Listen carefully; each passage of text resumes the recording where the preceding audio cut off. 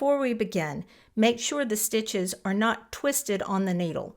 Make sure that the leading edge of each stitch is in the front of the needle. Cut a length of yarn about 4 times as long as the piece you're going to graft and thread that onto a tapestry needle. Now, normally I would just use the yarn that I'm using for the knitting so that it would be invisible, but I'm using a different color so that you'll be able to see it. Hold the stitches to be grafted on the 2 needles and hold the needles parallel. So I have the stockinette stitch side, the knit side facing me, and wrong sides together. So the front needle has the knit stitches facing me, the back needle has the purl stitches facing me. I'll be working back and forth between the needles from front needle to back needle and working across at the same time.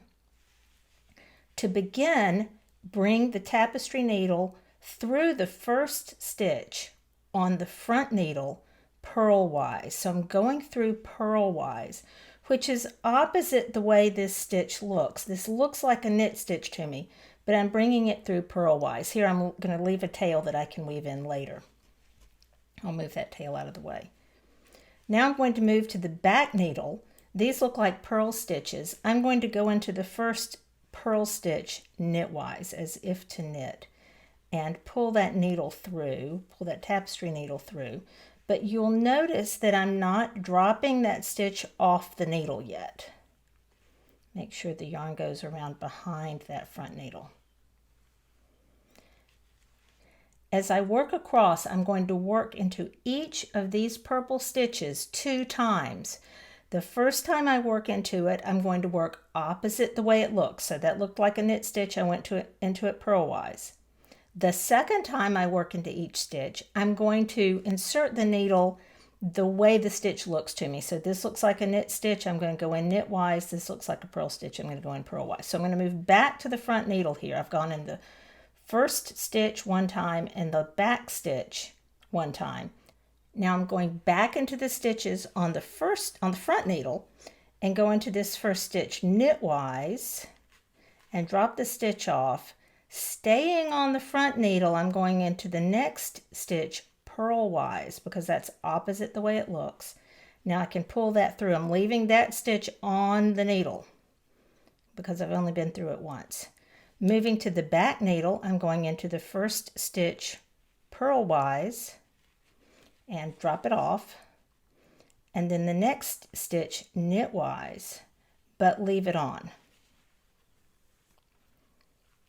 I'm using my left hand to hold the stitches here so they don't come off.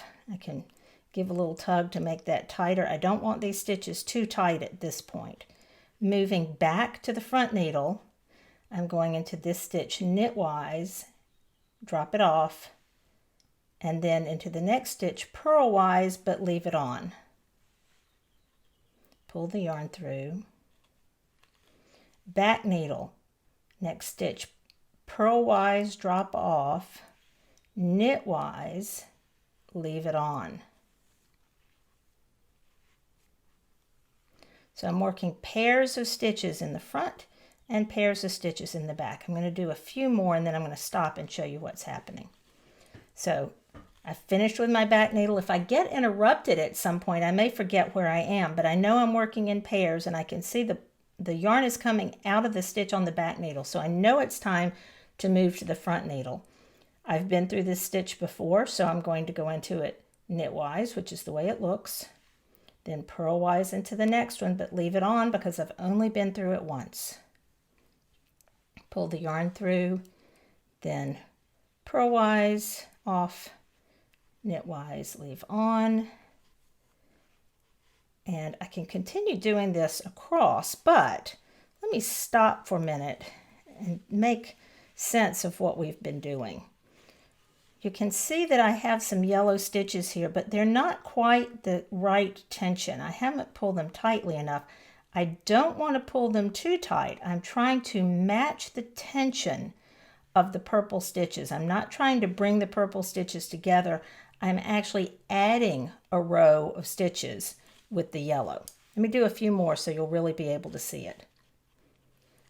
Knitwise, drop off, purlwise, leave it on,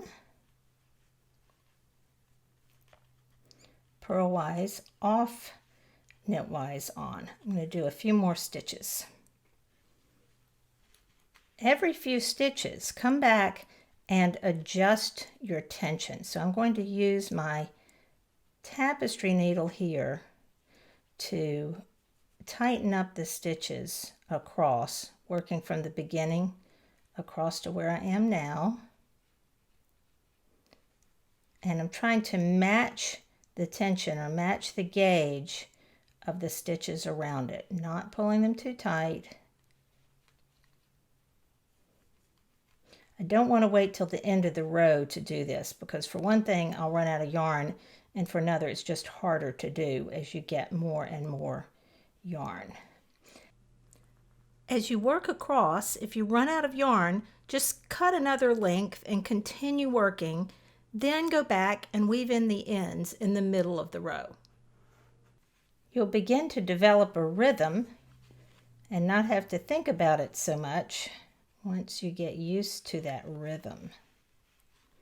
You can always stop and check and make sure that you are getting stockinette stitches across and you haven't actually accidentally put your needle in the wrong way and started getting something you weren't expected. If that happens, just go ahead, take them out stitch by stitch, put your stitches back on the needle and try again. As you finish, you'll have 2 stitches left and you'll want to go through the front stitch and the back stitch one more time. Knitwise in the front stitch and then purlwise in the back stitch.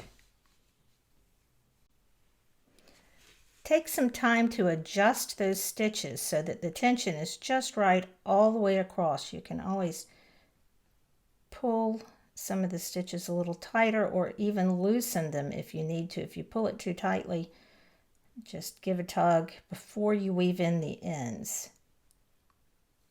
When you've finished grafting, you've created another row of knit stitches across using your tapestry needle. If you use the same color as you're knitting, it will be completely invisible. If you'd like more instruction like this, subscribe to my YouTube channel. Check out the links in the video notes for more ways you can find me. Thanks for watching.